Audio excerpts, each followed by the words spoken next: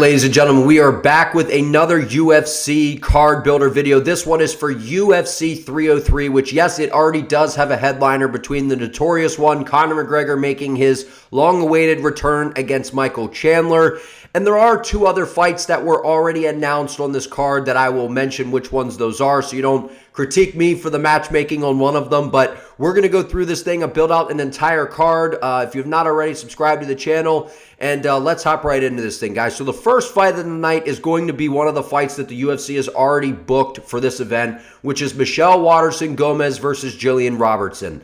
The reason this fight is first is because it's one that we're going to want to see and then quickly forget as the night progresses. No offense to these women. I mean, this fight is very straightforward. Jillian Robertson has won 2 out of her last 3. She still has a little bit of life left, it seems, in terms of her career, where Michelle Waterson-Gomez is really at the point. She's lost 3 in a row, and she's, you know, someone with a name, the karate style. Like, we know about Michelle Waterson and what she's been about in the past. But this really seems like that crossroads fight where if she takes another L here, we could see her on the outside looking in, where the UFC would have to be in a position to where maybe they cut her.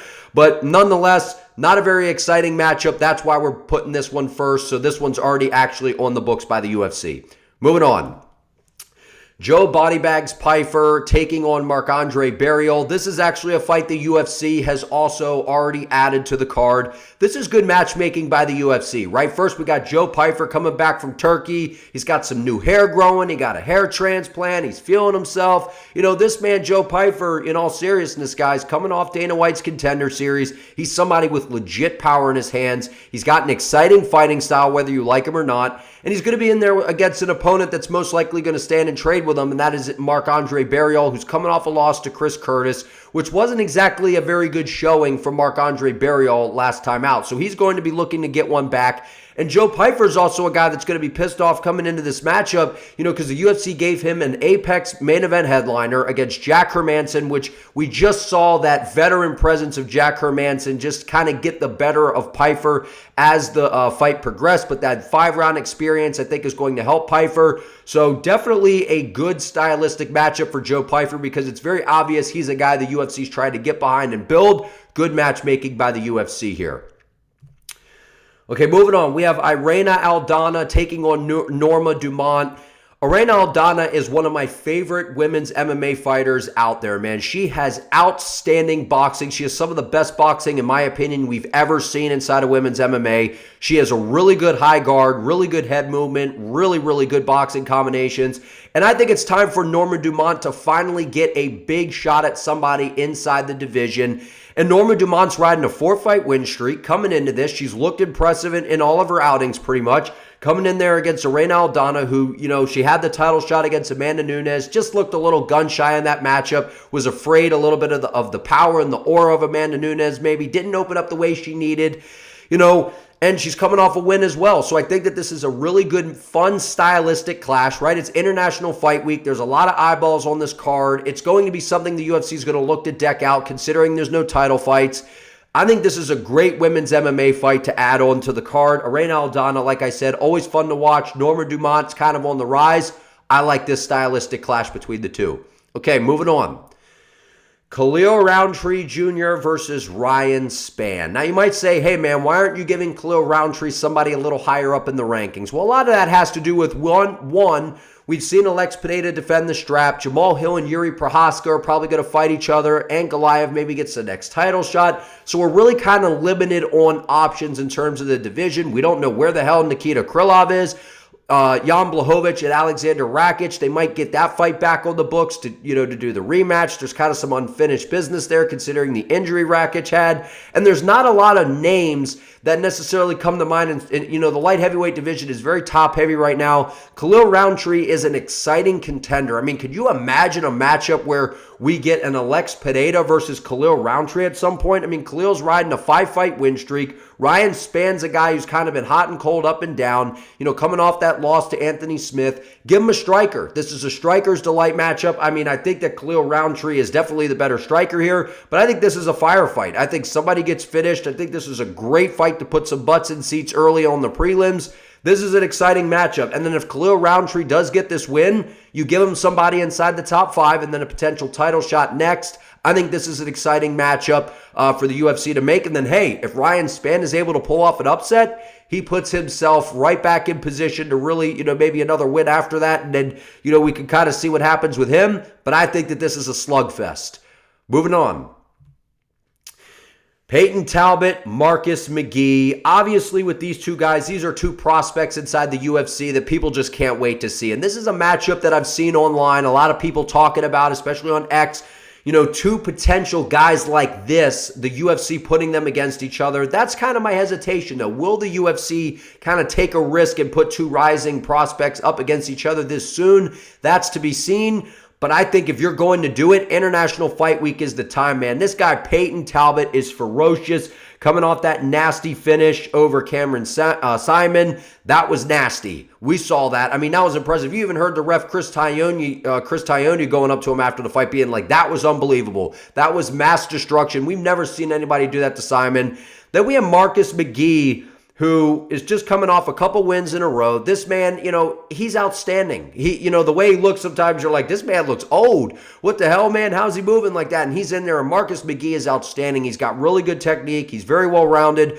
Peyton Talbot's a stud, though, man. I think these two prospects, International Fight Week just seems to be a big spotlight on a McGregor card. I think that this would be the time to give these guys a test against each other and see which prospect could reign supreme at International Fight Week. Okay, Rob Font versus Mario Bautista. I really like this matchup. And I know that some people might say, hey, man, you got to go a little easier on Rob Font here, man. He's coming off that, fight against Corey Sandhagen. He's lost 2 in a row, or coming off that loss to Figgy. Then he fought Sandhagen the fight before, where he was supposed to have a fight later on, took it on short notice. Whatever went on there. So Rob Font's on a 2-fight losing streak. But we know how the UFC is, right? They try to take these names and kind of feed them to these younger guys whenever they see that kind of older guy who's been around for a while that has a little bit of a name, and they try to feed them to an up-and-coming contender. We've seen Mario Bautista sensational, man. This guy has been absolutely outstanding, riding a 6-fight win streak, coming off a decision win over Ricky Simone. So he had his first kind of leap up into that big competition category, getting a win over Ricky Simone. I think it's time to kind of test him, right? And no better way to do that, to give him a grizzled kind of vet, so to speak, at this point, in Rob Font, who does have decent grappling, but is more known for his boxing and his jab and all those types of things. So I think Mario Bautista is going to be favored over a guy inside the top of a stacked bantamweight division. It would probably be over a guy like Rob Font, right? And I know Rob Font does have good hands on the feet, and this is not an easy fight for Mario Bautista. But if I'm looking at styles and I'm looking at, from the UFC angle of trying to get this young buck a win, I like his chances against a guy like Rob Font. Again, still a very tough fight considering Rob Font does have outstanding boxing. Moving on.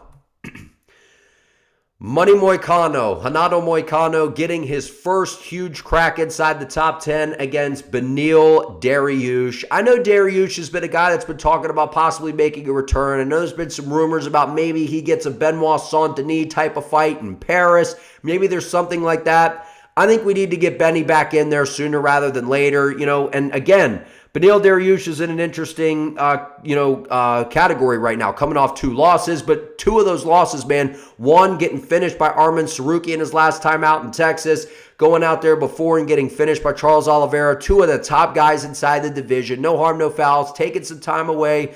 Money Moicano, man, winning 5 out of his last 6. This man has just been sensational on the microphone, and no matter what you do to Renato Moicano, this man is just gritty, he has heart, and he finds a way to get the job done. That's just the real way to describe Money Moicano, man. One, he's a legend on the mic. The guy is hilarious, but I think if we're going to try to give him a matchup that's pretty favorable, a guy that has been on maybe a little bit of a decline, so to speak, still a tough fight, would be Beneil Dariush.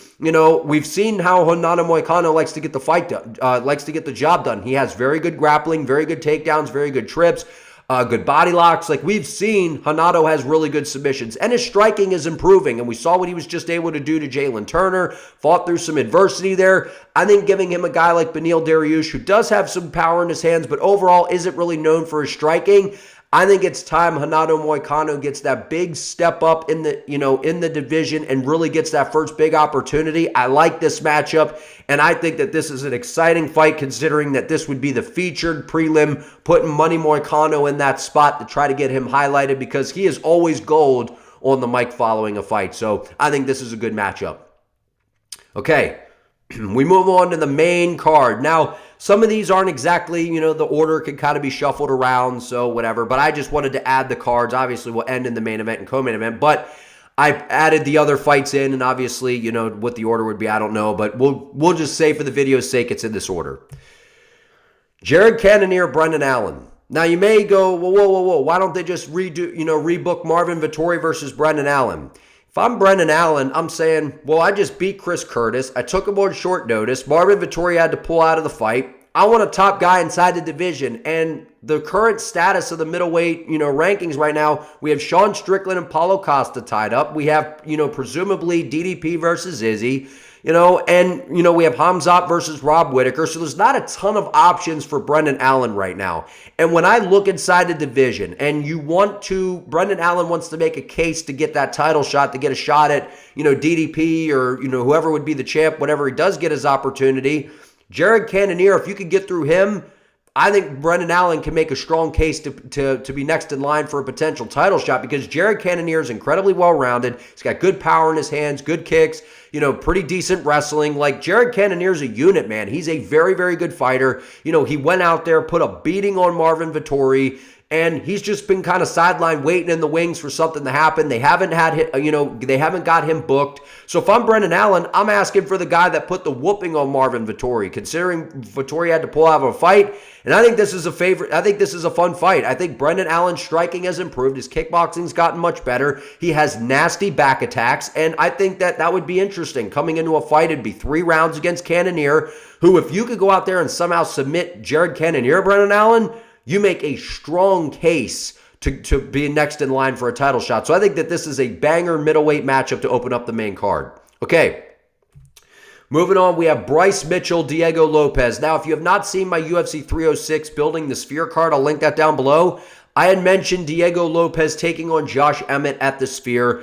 And then I had also mentioned I think that the UFC gets him a fight before the Sphere, and it's going to probably be at International Fight Week when a lot of eyeballs are going to be on this event. It's a Conor McGregor, event. So I can see this being a matchup the UFC books, right? Bryce Mitchell's confidence is hit a little bit, coming off a crazy knockout, that Josh Emmett landed on him with that nasty overhand right. So we have to kind of wonder, where's Bryce Mitchell at, currently in his career. Bryce Mitchell doesn't have a lot of danger in terms of the striking. He does have some good submissions, but there's no way Bryce Mitchell is going to out-grapple and in the submission department at least, outdo Diego Lopez. Like, I think Diego Lopez is a far better striker. He's a tall, long, powerful dude for the weight class. The UFC's clearly trying to build him up. You put him in there with a guy like Bryce Mitchell, I think Diego Lopez runs through him, and it primes him for the Sphere to get in there against a top contender inside the featherweight division, which I lined up would be Josh Emmett. I think this is a fight that the UFC may look to book for International Fight Week. Okay.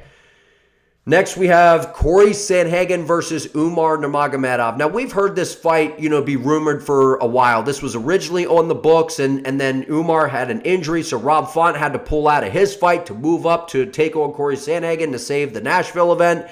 It's time that we see what Umar Nurmagomedov is about. And Corey Sandhagen, might say, well, why would Sandhagen risk his ranking? He's already said that he is game for this matchup because while Corey Sandhagen would be good at putting his ranking on the line, it could be potentially dangerous. The UFC's putting a lot of stock in Umar. With that last name and the team that he comes from, if Corey could go out there and stop the hype train of Umar Nurmagomedov, it puts him in position probably for a title shot next after Merab, in my opinion, because Corey's a guy who's incredibly well-rounded, has outstanding fight IQ, and I think that this is a really interesting matchup because I think on the feet, we've seen Umar has some pretty good kicks, and he does have some pretty good weapons on the feet, but Corey Sandhagen is probably the better striker, and he does have really slick submissions, and he's just a really well-rounded fighter as Corey Sandhagen. So if you want to see Umar really get tested, I really don't think we can find a bigger test inside the division outside of the champ Sean O'Malley or maybe Merab that would really push Umar to find out what this dude is about. Now, this is a huge step up in competition, but if the UFC is going to do this for anybody in the weight class, it's going to be Umar Nurmagomedov, and Sandhagen's already said he's game. I think we get this one on the books. Okay. Moving on now to what would be the co-main event of the evening, and that would be a special 5-rounder between Colby Covington and Ian Machado Gary. Ladies and gentlemen, this is a fight that both of these men seem to want, right? Maybe more so Ian Gary than Colby Covington, but we've seen the banter going on back, on social media between these guys. We've seen the funny videos Covington's made. We've seen the cringe responses that Gary has made. Let's just settle it. International Fight Week. Cards being headlined by Conor McGregor. Colby Covington on the same stage as Conor McGregor with Ian Gary up there. The trash talk, the smack talk, the build-up. A special 5-round co-main event because I think that would probably be a stipulation for Covington to take the fight. This is a fun matchup. This is a fun matchup considering, it would be the first time we see Ian Gary in there against a guy that has a grueling pace in terms of the wrestling and provides that type of challenge to where Ian Gary does have outstanding striking. He's coming off a win over Jeff Neal. Colby Covington coming off a title shot loss to Leon Edwards. So if Covington can go out there and somehow put a halt to the hype train that is Ian Gary, who knows what doors that opens for Covington moving forward. But nonetheless, if Ian Gary's able to go out there, he says he's going to retire Colby, the trash talk, the build-up, I think this is an exciting matchup, and, the fans would definitely want to see this one. And then obviously the main event, the notorious Conor McGregor taking on Michael Chandler. I think this fight's lost a little bit of steam, right? I know that it's always exciting whenever we get to see Conor McGregor, and I do think we see a finish within 2 rounds. This is going to be obviously a 5-round main event. I know McGregor talked about wanting only 3 rounds. This is going to be 5 rounds, and I think that this fight ends within 2. I think somebody's getting finished, someone's getting knocked out, and I'm just glad this is finally on the books. It seems like it's been forever. We had The Ultimate Fighter, and, just this whole thing has just seemed like a botched operation, but nonetheless, it's always exciting to have Conor McGregor back in the sport. It's always, a big stage when this man is fighting. But nonetheless, I think International Fight Week is going to be a pretty big event. But like I said, no belts will probably be on the line because McGregor and Chandler are headlining, and there probably won't be a belt for that unless they pull out a 165-pound belt or do something like that out of nowhere. There really probably won't be any title fights included. That's why I kind of built the card the way I did. But if you enjoyed this video, hit the like button, comment your thoughts below, subscribe to the channel if you have not already. I appreciate you all. See you next time.